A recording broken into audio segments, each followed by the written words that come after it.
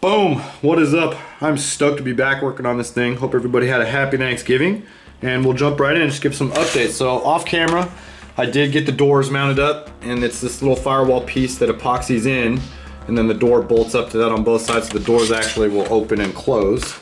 And then that little part is actually gonna get in the way of the cut. So when we cut this fender, we're gonna actually have to chop that out right there. So we did stall out on some progress waiting on some 1.55 tires, and we did order a set from Amain Hobbies, which I'm gonna bust out right now and kind of show you the size difference. You know, I gotta be honest, so I kind of thought that the 1.9s, which are, you know, simulating a 40-inch tire, you know, I was kind of convinced that they were a little bit too big for the body. So I was kind of hoping that through buying just a set of 1.5s that like all of the troubles of the clearance would just kind of go away. And we got a set of some Mickey Thompson. These are 1.5s, and these are an RC four-wheel drive Mickey Thompson Baja MTZ. And this is probably gonna be one of the first things that I actually return to Amain Hobbies, because it is just, in my opinion, it's almost comical.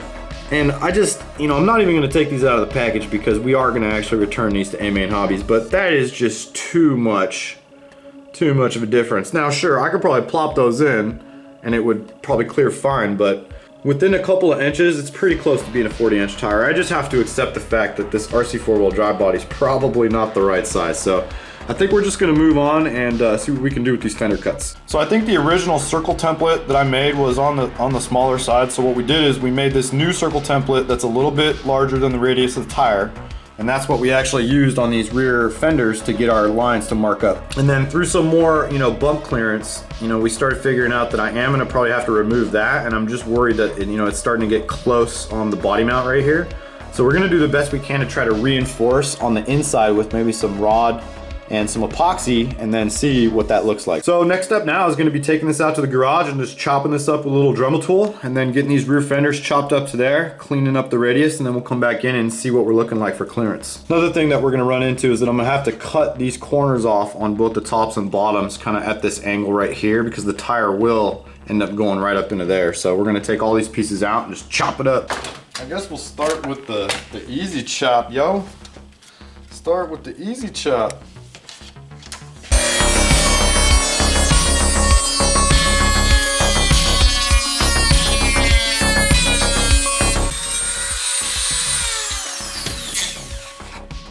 And remember when I talked about that melt? So this is something that I used to run into working on Kydex back in the day, and it's just this crazy melt that if you can catch it, you know, you do a little section, pop it off. We opened her up. Boom, there's our little template. There's our first cut. We ain't sanded it yet, but let's get a tire. Let's see, there we go, that's a little bit better. I guess let's get it mocked up and just see where we're sitting right now, see how far we need to go. And the same thing up front, just kind of wind it out in the back here. It specifically explains to not glue these doors in until we fit them. But, I mean, yeah, they still work. And I just wanted to see if, you know, anything got screwy once we cut through there, because that inside that body chop, we actually did have to go into that little bracket that we glued in. Everything worked out all right. So we did get the interior notch a little down, and then off to the side too, so when that tire comes in. I think the tire on full lock and bump was close to getting up into there, so we just notch. And the reason we didn't go any further is because on the inside, that's just where the floor pan meets in. And I tell you what, the heaviest part on this truck right now is the dashboard and this like front bulkhead and firewall assembly. I think this is probably the bulk of the weight. So I did widen this out a little bit, and it's better, but it's still, I think we need to come up quite a ways on this front section, but get arched out, and it is under full bump. We're not high enough, and it's touching back up in here. That turned out pretty good. We're bumping pretty up into the fender now, and that's full. That's absolutely fully bumped right there, and we got plenty of clearance. So let's peep this bedside.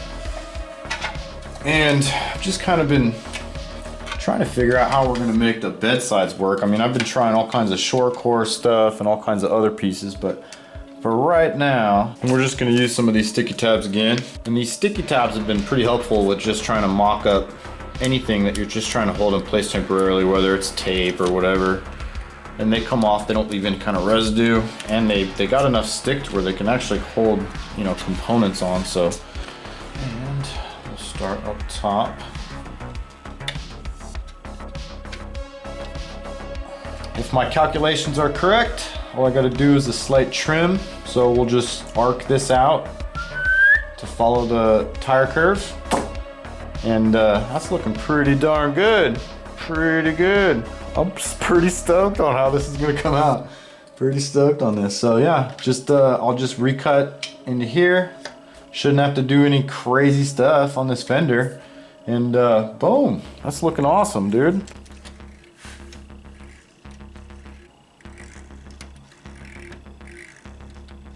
And I have another set of these, so these are just like the mock-up fenders. I mean, I've never even looked at these fenders before. So let's just do a rough cut with some skizzies. See what this looks like.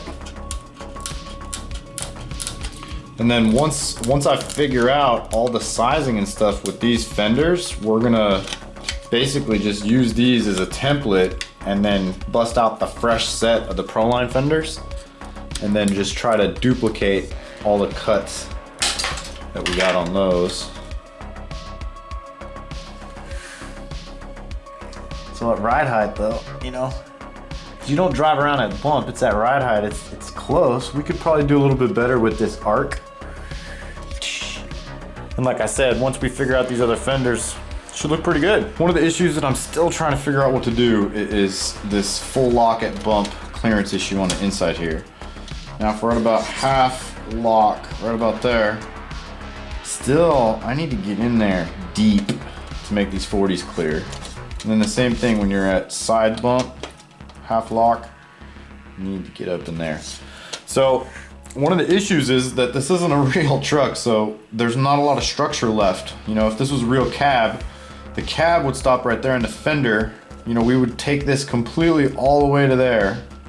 And that's where I don't want to be. It's a huge core section that holds the door support up on the inside. So if I'm gonna chop, if we're gonna chop this fender all the way up to that line, I think I'm gonna have to probably reinforce it with some plastic rods. So we're gonna use some wooden dowels in the meantime for some roll cage mock-up and just kind of figure whether we want to go on this top hump right here. I just don't know whether we want to reinforce, because when we cut this, we're going to lose a lot of the rigidity in this panel, so I got to reinforce it somehow. I'm just kind of eyeballing whether I want to run on this top ridge or the bottom ridge and how much more clearance that would give me. What I'm kind of looking at here. So I think I'm just going to start cutting some wooden dowel and see what we got. All I had to do is kind of just notch this tube a little bit. See, there we go, it fits. So that's kind of what I'm thinking about doing. And it's just maybe epoxying some plastic, you know, some Durlin rods in place like this.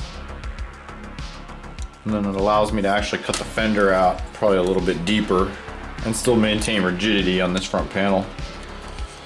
So I don't know, I think we could probably get something like that going and see if that allows us to actually cut this, because my only worry is that when we cut this fender up into here, it's going to allow it to kind of get floppity flop. So trying to get some rigidity up into this fender back after we cut it. Just basically solid plastic rods, and I'm just going to use the wood pieces as my templates, and then when I get one that fits, I'm just going to measure them and then cut the rod to match.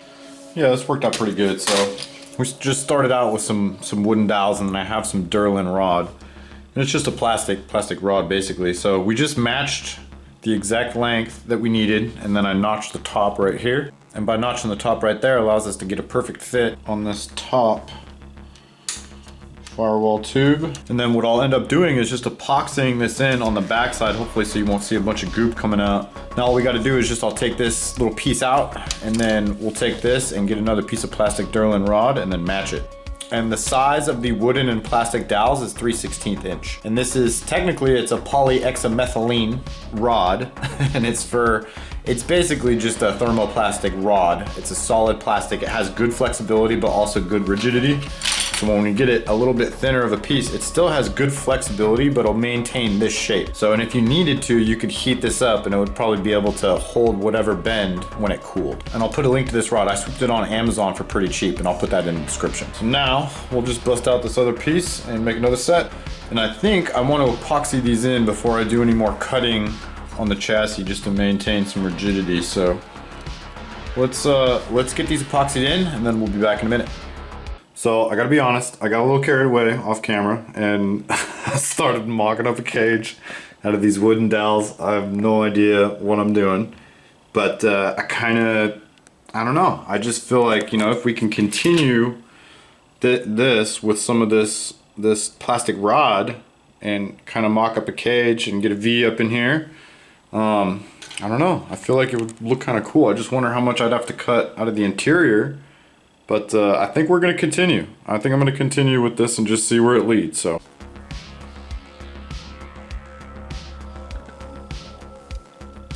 well, got a little carried away off camera again, and we started mocking up an interior cage out of that 3/16 wooden dowel, just a mock up. And we still haven't epoxied in the plastic rods right there that we sized up, but we're starting to get a little closer, and man, it's going down the rabbit hole with this thing. So let's get this mounted up and see how it looks.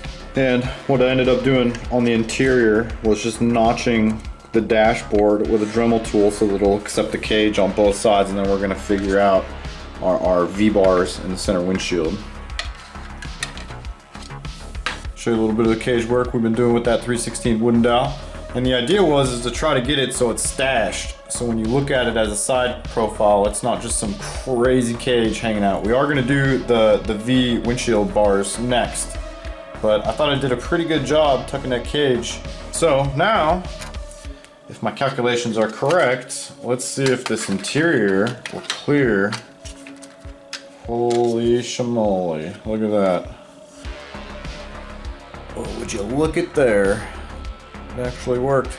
Yeah, I think the cage is actually gonna work pretty good in there. It's tucked. I like the way that it's tucked in the bar, so when you actually get like a side profile, you can't really see it. You know what I mean? When you go tucking, it's like, oh, it's actually in there. So now we just need to see if the windshield will work and get the windshield bars. So I think we're just gonna bust out some windshield bars next and see, but man, that came out great. And these are a set of cutters that I got on Amazon that has an adjustable degree, so you can actually just do angled cuts, and then it's just got a little razor insert. And all I'm gonna do is match up this other tube. When you do your right side tube, you just run 60 degrees, and then when you need to do the opposite tube, you just switch over to the other side and then line up your marks and plop your razor down on the set line. Boom, and then we got a curved cut. Do the same thing over here. Line up, we're on the same 60 degrees on our pencil line, cut, then we got a tube. And these tubes are actually identically matching, but in opposite directions.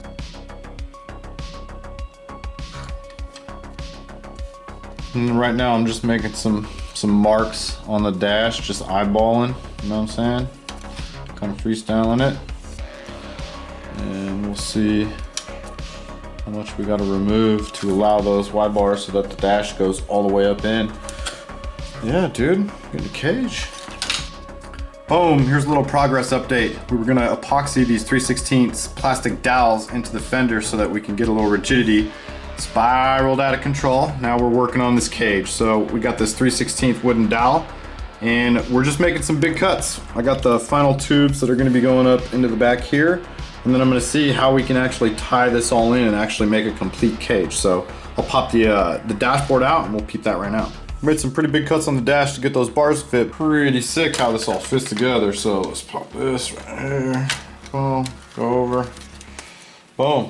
And there's the cage progress so far. And what I really like about it, and I haven't done the enhanced A-pillars yet, and what I'm pretty stoked on about this is that when you peep this from a side profile, you can't really see the cage. And then, you know, I got everything tucked pretty decently up in there, so pretty stoked on how that turned out. I had to get real radical on the dashboard. I'm gonna have to get some putty and patch a couple areas, but hey, you know, it's my first time building a cage, and I'm just super stoked on the progress that we made so far. So I think next up is gonna be trying to tie in this cage into the back and see if I can even make it functional and tie everything in so that when we do glue everything, it'll actually add some rigidity to this body. So yeah, we just got those tacked in with some hot glue. We'll let those set up for a minute, and then I need to just kind of mock up the rest of the interior to figure out the next solution. Problem that I'm having right now is that the bed goes through right here to link up to the side inside of the body. So I might have to like do some funky stuff if I really want to stay scale and make like a real cage, or if I just want to like do a drift car and stop right here. So we'll have to figure it out. Let this tack up for a minute and then we'll be back. Yeah, I guess we're ready for a little progress update. So got some of these Proline fenders mounted up and we started work on the cage. Got the doors mounted up. Pop these open. The biggest issue that we're having is some tire clearance, and these are a 1.9 tire from Axial, and this is a Maxxis Trepador, and these are listed as 117 millimeters tall. So the issue is that at full lock and full bump, we're gonna chew up the inside of the firewall right here, and the same thing up front. And it's just not, we'd have to cut so far into this fender that it's getting to be kind of a little bit crazy. So what we sourced up is some Proline Bfgoodrich Cam 3s, and it's a class 1 tire. It's still a 1.9, but they have these listed as 106 millimeters tall. And I think that's the exact amount that we're gonna need to clear up in the back right here, and also to clear up front, and that'll give us just a little bit so we can actually get this thing to bump all the way without cutting all the way up into the top. So that's one of the biggest issues right now, is just kind of waiting on those tires. And I expected to have this thing ripping by this weekend and have it all painted. So that's kind of where we're sitting right now. We started work on the cage, on the interior. I think if I can get this to look good, you guys also got to understand that once we paint everything and put some hardware on it, it's going to blend a lot better than it does right now. But this thing's going to be pretty rowdy. I mean, if it actually works, this is going to be a really fun project to go out and whip around. So that's another thing, is that, you know, this roll cage is something that was like kind of an afterthought originally. So this is just a mock-up version of something that I was working on. Some 3/16 wooden dowel and just a hot glue gun. And my goal with this roll cage, just by looking at some pictures online, was to try to hide those beams as much as possible and follow the stock lines. Try to stash as much as I could. So I'm still trying to figure out if we're gonna actually not just fake it like a drift car and go down and actually run it all the way over. So close to having this thing in the dirt, man. I can't wait. So we just gotta get those rims and tires, get the fenders finalized, get some paint on this thing, and then we are gonna hit the dirt. Stay tuned, hit that like and subscribe. Do it for Dale. Catch you boys later. Peace.